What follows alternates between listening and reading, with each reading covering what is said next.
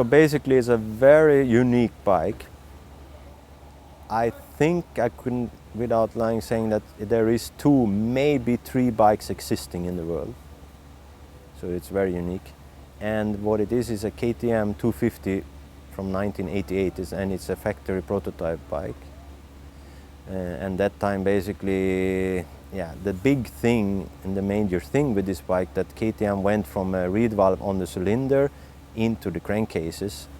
So let's say the engine number is version number 2, and it was changing almost to every single week for the guys that time. They got update and so on.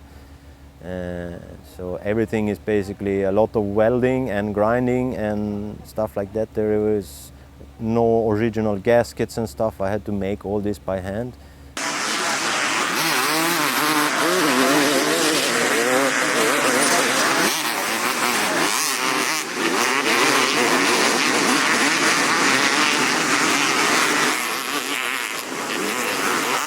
This whole thing started, let's say, a little bit more than a year ago, where my old boss, who is the owner of this bike, asked me if I would like to restore this bike for him. It's been basically standing 30 years in his garden shed. And we spoke about it, and I say, yeah, basically I'm really into this thing, so I like to do it. Luckily I didn't have to change too much of the stuff, because it was in quite good shape. It was more a matter of clean it up and make it look nice again. But still I went through everything, and I mean everything. And so some things, yeah, was difficult to find, obviously, and I was lucky, let's say, that it was in good shape, so otherwise it would have been really difficult. Yeah, the engine never made it to be a production engine. This was just a prototype version. The frame is also different geometry than stock at that time, so different geometry, and yeah.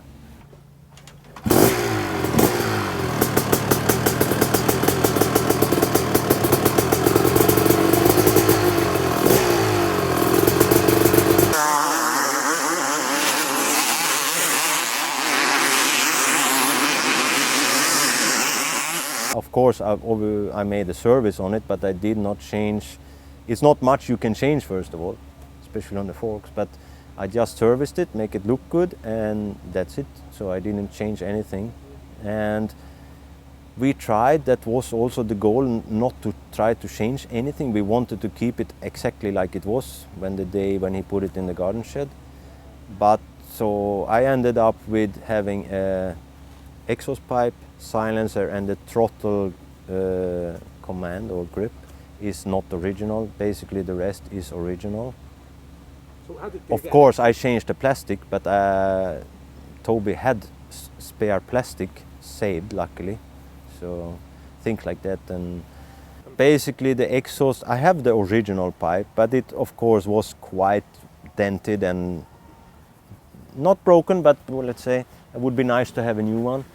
And luckily I know quite a bit of people in this business around the world, so I got in contact with the company in Belgium, Doma, and I sent him the original factory pipe, and he basically made a copy of it in these kind of small pieces, what we called cone pipes. And he made a beautiful job. And as well, I'm a very good friend with the people in Akrapovic, so they made a copy, or they made a new silencer for me.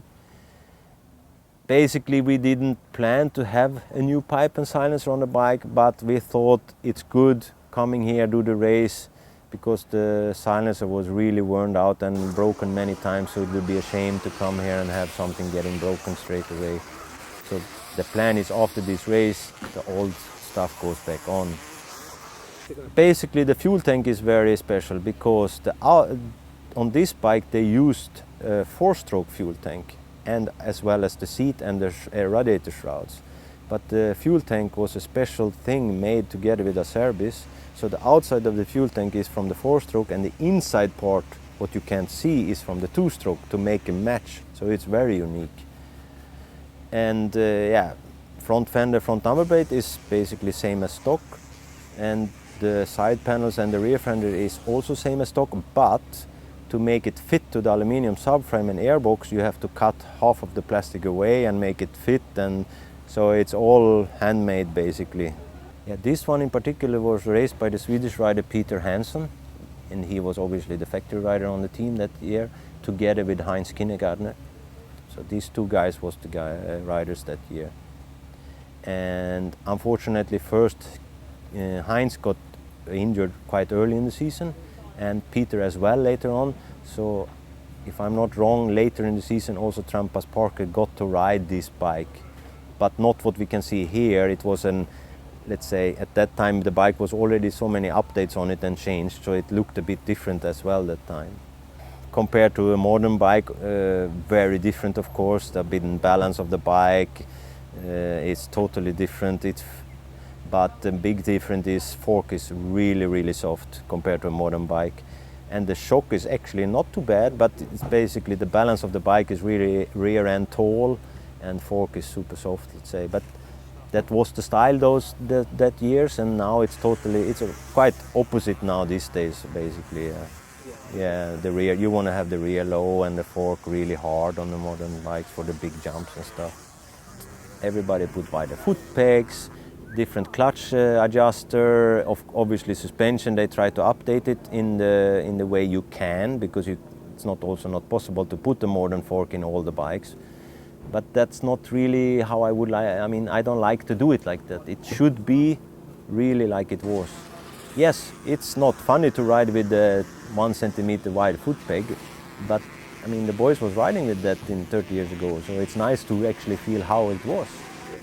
That feeling last Sunday when you've been working on this bike, let's say almost 200 hours, and you started and sit on it and go out, try it the first, you can't describe that feeling, how nice it is and how nice it feels to see what you've been working on for more than a year. But it's not planned to race anything more with it basically. It's just this weekend. I will, of course, after the race make it look good again. Hopefully we don't destroy it too much, if nothing major happens, and then just make it nice and good looking again, and then it goes back to him.